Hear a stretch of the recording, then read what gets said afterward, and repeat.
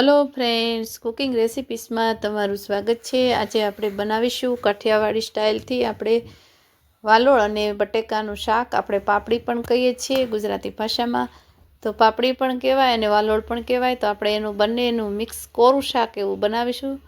તો અહીંયા મેં 250 ગ્રામ જેટલી પાપડી લીધી છે અને એને આ રીતે આપણે હાથની મદદથી કટ કરી લઈશું, ચપ્પુનો ઉપયોગ કર્યો નથી। અને આ રીતે ફોલી અને આપણે બટેકાને બે મિક્સ શાક બનાવીશું। અને તમે જો આ શાક ક્યારેય ન બનાવ્યું હોય તો તમે જરૂરથી બનાવજો, અને આ શાક બહુ ટેસ્ટી એવું બને છે। રોટલી અથવા બાજરાના રોટલા કે ભાખરી સાથે તમે સર્વ કરશો તો આ શાક બહુ ટેસ્ટી એવું સારું લાગે છે। અને તમે ન ક્યારે બનાવ્યું હોય તો અત્યારે શિયાળાની ઋતુમાં અત્યારે પાપડી બહુ જ માર્કેટમાં આવે છે અને એકદમ સારી અને કુમળી વેરાયટીની તમારે લેવાની, એટલે જલ્દી આપણું શાક બની અને સરસ એવું બની જાય છે। અહીંયા મેં કુમળી લીધી છે।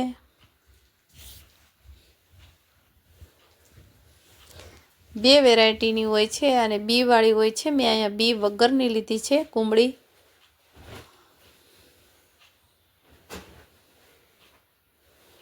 હવે આપણી પાપડી છે એ ફોલાઈ ગઈ છે એકદમ સરસ એવી। અને હવે આપણે બટેકા છે મેં 200 ગ્રામ જેવા બટેકા લીધા છે, એની આપણે છાલ ઉતારીને એને પણ મોટા પીસ કરી લેશું।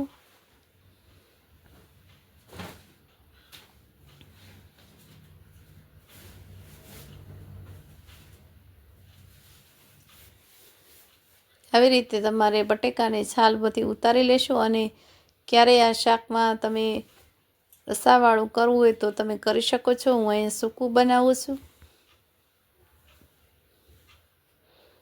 હવે આપણે બટેકાની ચિપ્સ લાંબી એવી કરીશું, એટલે એકદમ બટેકા આપણા મસ્ત એવા પતલી સ્લાઇડમાં કરીશું, એટલે આપણે બટેકા બધા એકદમ સાતળી લેશું તેલમાં, એટલે સતળાઈ જશે।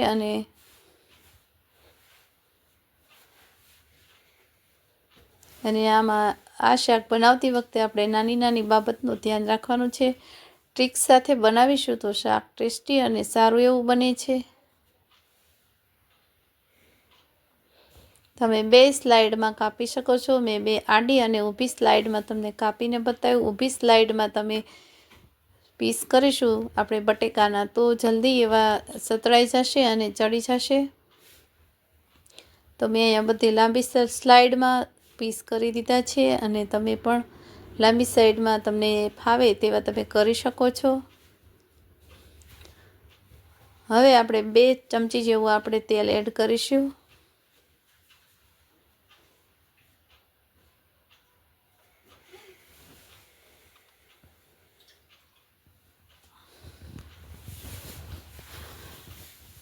હવે આપણું તેલ હલકું એવું ગરમ થાય એટલે 1 ચમચી જેવી મેં અહીંયા રાઈ નાખી છે।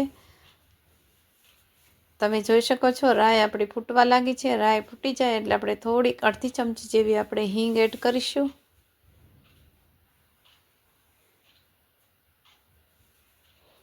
અને મસાલા બધા બરોબર મિક્સ કરી લેવાના છે તમારે।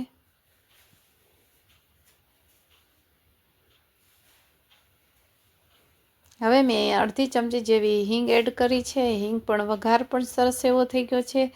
તો બટેકાની સ્લાઇડ મેં 2 પાણીથી ધોઈ અને આપણે એડ કરી દઈશું। હવે તમે જોઈ શકો છો અને 2 થી 3 મિનિટ સુધી આપણે ગેસની આ સ્લો ટુ મીડિયમ રાખીશું, એટલે એકદમ આપણા બટેકા છે એ સતળાઈ જાય। અને ઉપરથી આપણે સ્વાદ પ્રમાણે આપણે મીઠું એડ કરીશું, તેને પણ આપણે બરાબર હલાવી લેશું અને આપણે કૂક થવા દઈશું 2 મિનિટ સુધી। પછી પાછું વચ્ચે વચ્ચે આપણે હલાવતું રહેવાનું, એટલે બટેકાની સ્લાઇડ બધી ચીપકે નહીં એટલા માટે। અને તમે જેમ બનો એમ નોનસ્ટિકનો જ ઉપયોગ કરવો, એટલે આપણું શાક એકદમ સરસ એવું બને છે અને ચીપકતું પણ નથી। અને કાઠિયાવાડી સ્ટાઇલથી હું આ વાલોળ અને બટાકાનું શાક બનાવું છું, એટલે આપણે ચટણી તો હોય જ।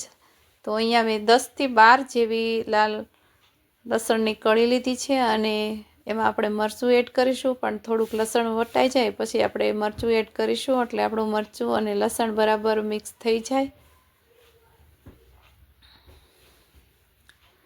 હવે હું અહીંયા 2 ચમચી જેવું લાલ મરચું એડ કરીશ।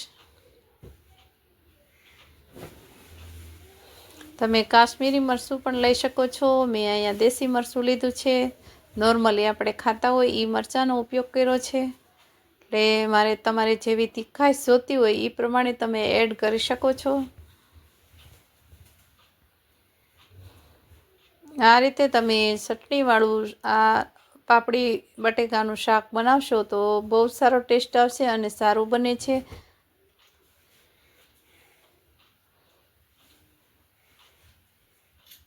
હવે આપણે બટેકા જોઈ લેશું, ચેક કરી લેશું આપણા બટેકા કૂક થઈ ગયા છે કે નહીં।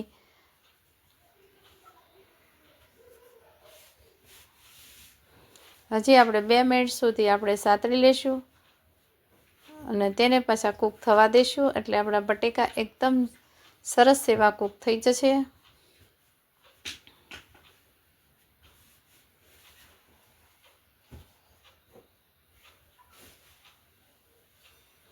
હવે તમે જોઈ શકો છો આપણા બટેકા એકદમ સારા એવા સતળાઈ ગયા છે। તો આપણે પાપડી એડ કરી દઈશું। તેને પણ 2 થી 3 મિનિટ સુધી આપણે એને પણ કૂક થવા દઈશું।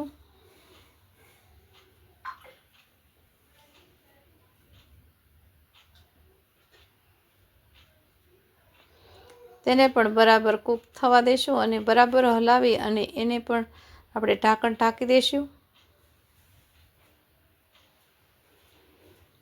ત્યાં સુધીમાં આપણો મસાલો એકદમ લાલ ચટણી બની અને રેડી થઈ ગઈ છે।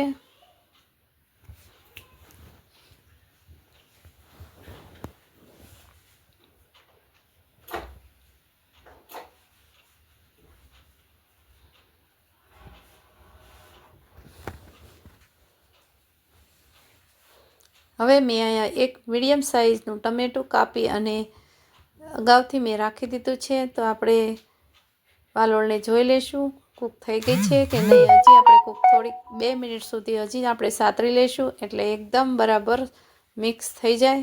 તમે જોઈ શકો છો આપણો કલર પણ એકદમ સરસ ગ્રીન એવો છે। તાજી અને આપણે વેરાયટી સારી લેવાની એટલે આપણી પાપડી બટેકાનું શાક એકદમ ટેસ્ટી એવું બને છે।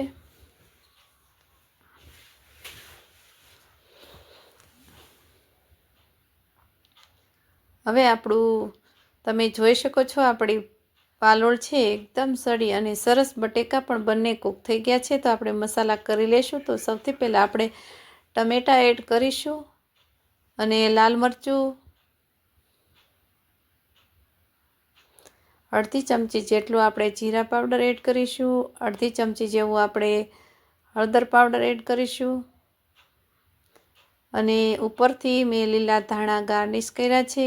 એની પણ સ્મેલ એકદમ સારી એવી બેસી જાય એટલા માટે આપણે બરાબર એને મિક્સ કરી લેશું અને 2 મિનિટ સુધી આપણે આવી રીતે હલાવી અને કૂક થવા દેશું એટલે આપણા મસાલા બેસી જાય। અને ઉપરથી મેં અહીંયા 1 ચમચી તલ અને 1 ચમચી સિંગનો ભૂકો બંને મિક્સ કરી અને એડ કર્યો છે।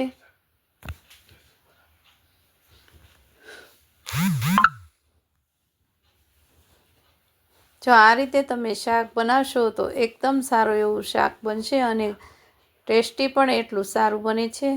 હવે મને થોડીક એવી તેલની જરૂર પડી છે તો મેં ઉપરથી એડ કર્યું છે। તમે પણ કરી શકો છો ઉપરથી એડ, એટલે આપણા મસાલા છે એ બળી ન જાય।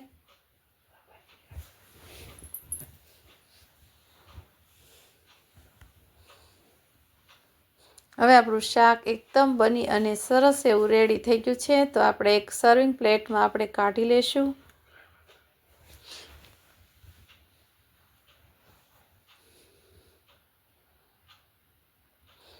આ શાક તમે ગરમા ગરમ તમે રોટલી કે રોટલા કે પરાઠા સાથે તમે સર્વ કરશો તો બહુ સારો એવો ટેસ્ટ આવશે અને એકદમ સરસ એવું બને છે। કાઠિયાવાડી સ્ટાઇલથી મેં અહીંયા શાક બનાવ્યું છે અને તમે અમારી રેસીપી ગમતી હોય ને હજી સુધી ચેનલને સબસ્ક્રાઈબ ન કરી તો સબસ્ક્રાઈબ કરજો, લાઈક કરજો અને શેર કરવાનું ભૂલશો નહીં।